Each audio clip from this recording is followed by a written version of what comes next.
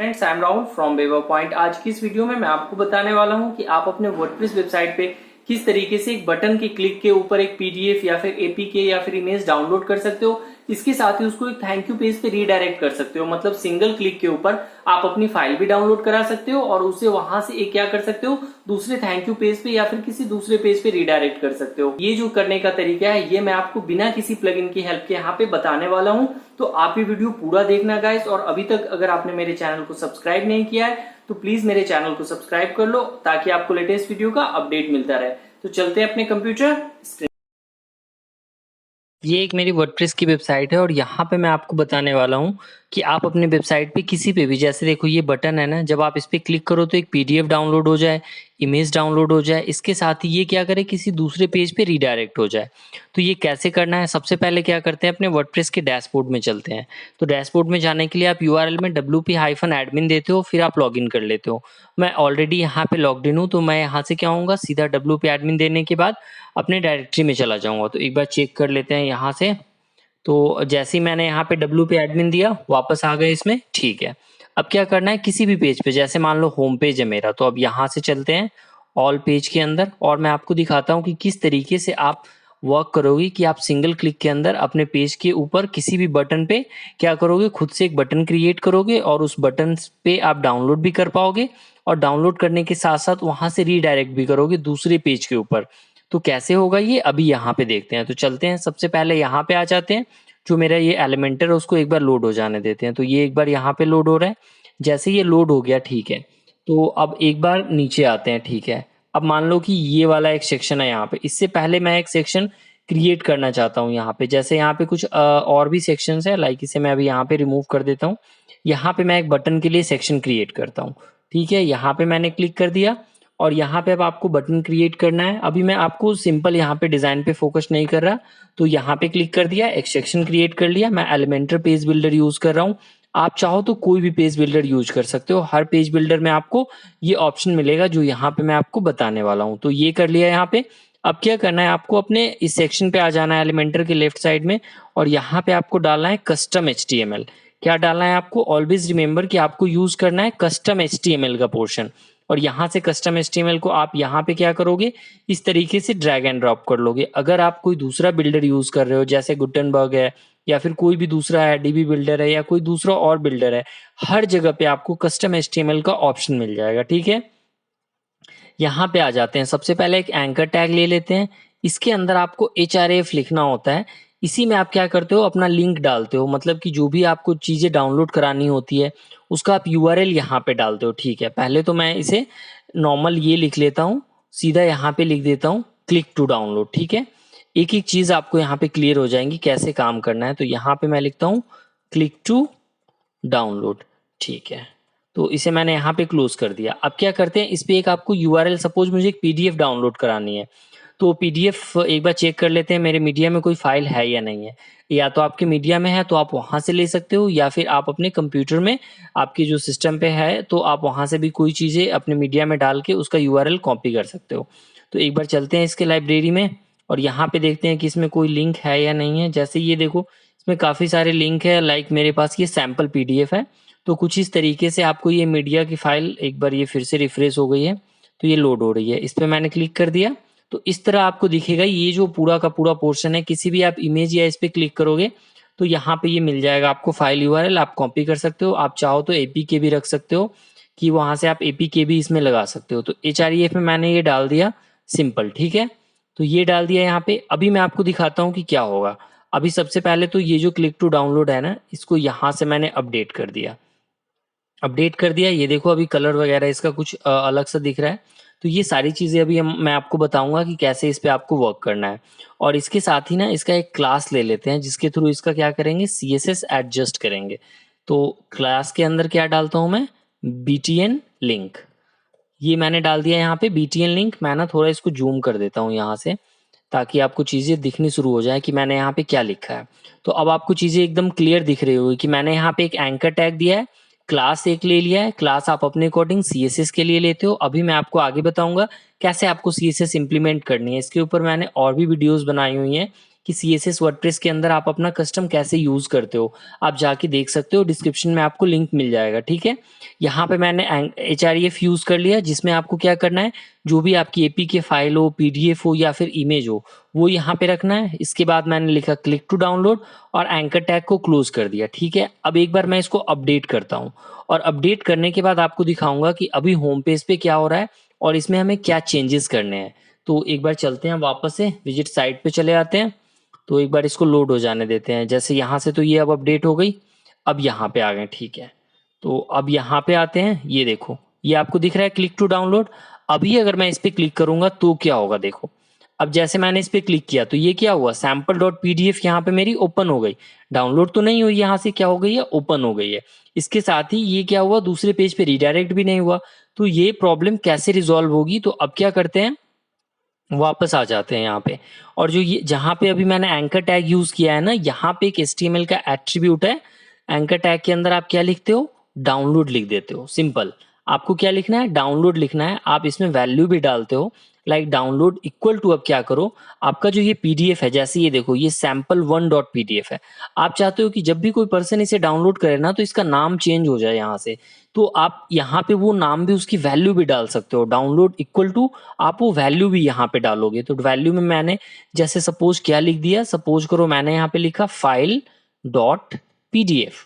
तो अब जब भी कोई पर्सन उस बटन पे क्लिक करेगा ना, तो जो डाउनलोड होगी फाइल, उसका नेम क्या होगा, फाइल डॉट PDF के नाम से डाउनलोड होगी। अब देखना, अब मैं इसको अपडेट करता हूँ। अब जैसे अपडेट करने के बाद वापस से चलते हैं होम पेज के ऊपर और एक बार इसको देख लेते हैं कि अपडेट हुआ या नहीं। ये हो गया। अब एक बार इसको फिर से रिफ्रेश कर लेते हैं। तो अब जैसे इसको रिफ्रेश करेंगे तो अब क्लिक टू डाउनलोड पे क्लिक करके देखते हैं कि मेरा जो ये PDF है ये ओपन हो रहा है या डाउनलोड हो रहा है।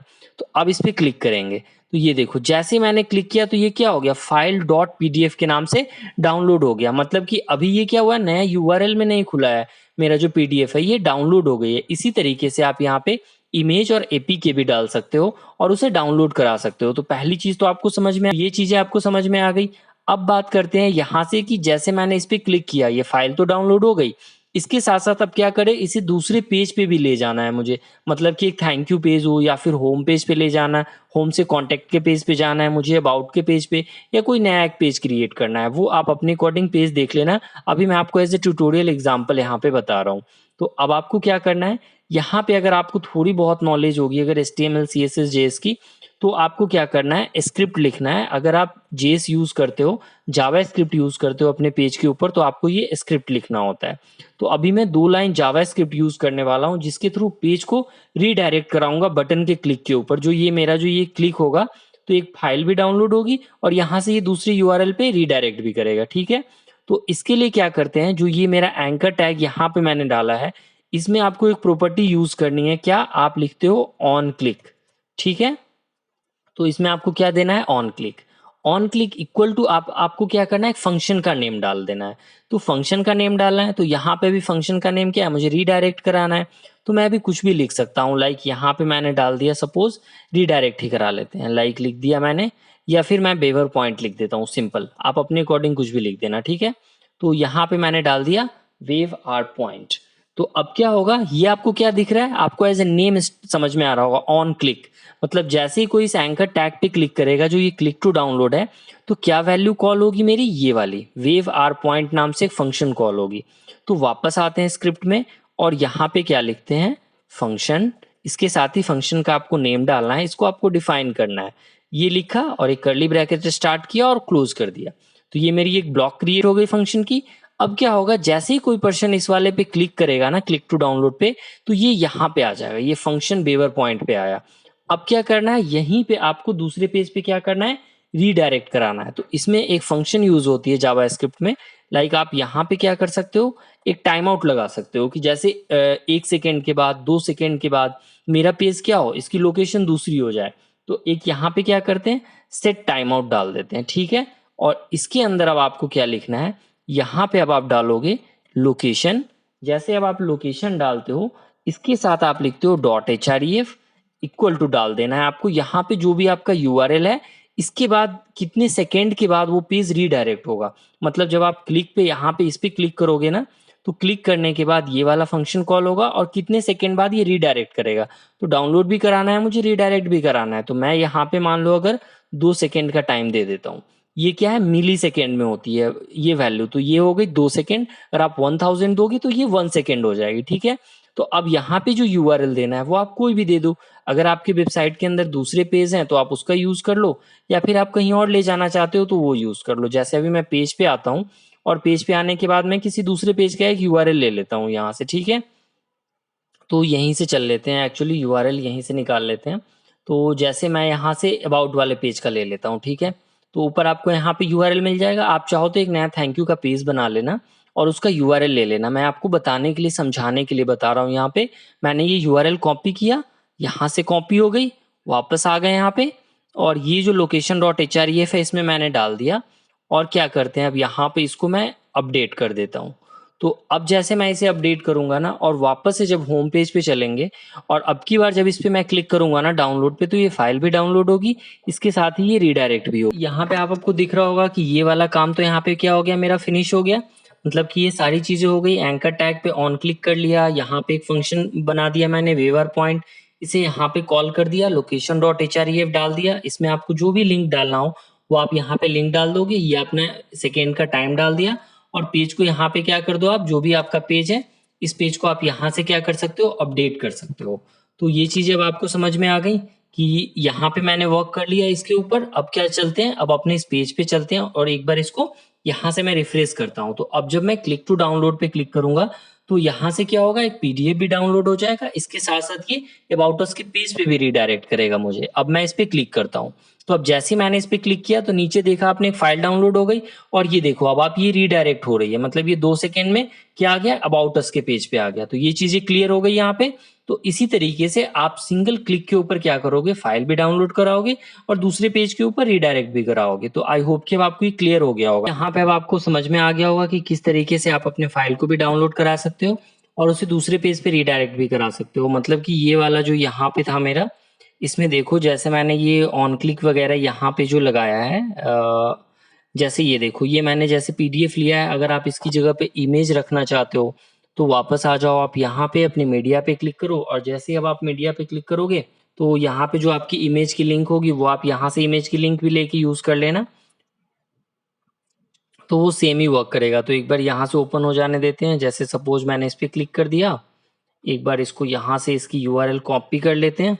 कॉपी करने के बाद वापस आते हैं। अब मैं इस पीडीएफ की जगह पे ना ये इमेज की फाइल डालता हूँ यहाँ पे, ठीक है। आप देखोगे इमेज भी डाउनलोड होगी। तो यहाँ पे मैंने इमेज की फाइल दी।